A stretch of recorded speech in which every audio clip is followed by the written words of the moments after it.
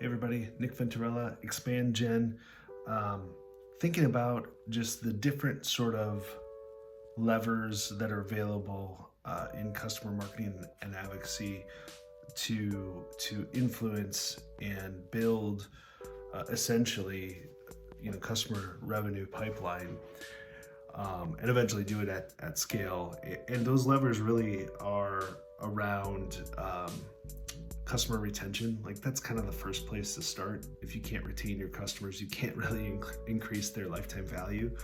A big one that's coming up as this whole position, this customer marketing and advocacy position, evolves closer to revenue with retention, upsell, cross-sell motions. Alumni customers too are becoming something that everyone's paying a lot more attention to. Obviously, customers move on from your organization and go other places, and hopefully they had enough value with your product and maybe were an advocate of your product and their use of your product, that when they leave to go to a new position elsewhere, that maybe they repurchase your product at that new place.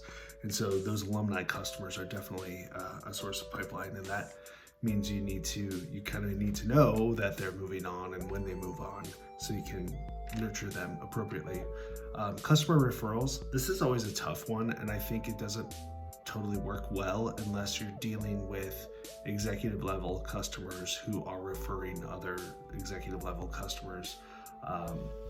And it really is just kind of a tough thing to do, because if you're running like a community or something where you have more practitioner level customers in one place at scale, they're likely not going to refer new business to you. They're just at a level where they don't have the decision maker connections necessarily to make that happen. So it can happen on an executive level more so, but even then, referral programs can be kind of tough, but it is a lever that you can utilize. Peer-to-peer selling or peer-to-peer influence. So essentially having customers who are part of a community or a network of your customers where they can actually talk to each other and help one another and share best practices and things like that. That can actually influence renewals and upsell, cross-sell, because there is opportunity for customers to get answers from like-minded customers who might be at a similar stage and dealing with similar things. And there are ways you can facilitate that as customer marketing and advocacy professionals to foster those kinds of peer-to-peer relationships to happen, and then sort of extract signals and buying signals of who's ready to either renew, upsell, or cross-sell, that kind of thing.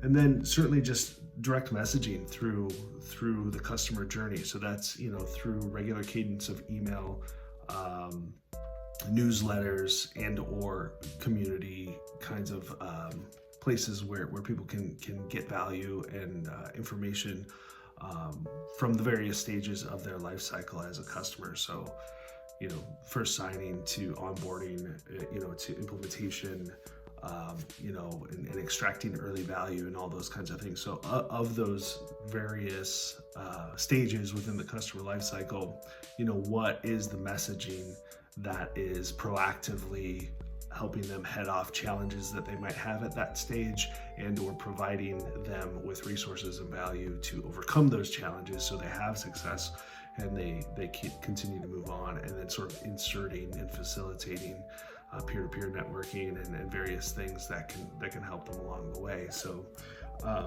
those are some of the main levers. If you have others you're thinking of or you've been interacting with on your own, would love to hear about those. Comment, share in a post or anything. But retention, alumni customers, referrals, peer-to-peer selling, networking, and sort of the direct messaging through the customer journey. All right, that's it for now.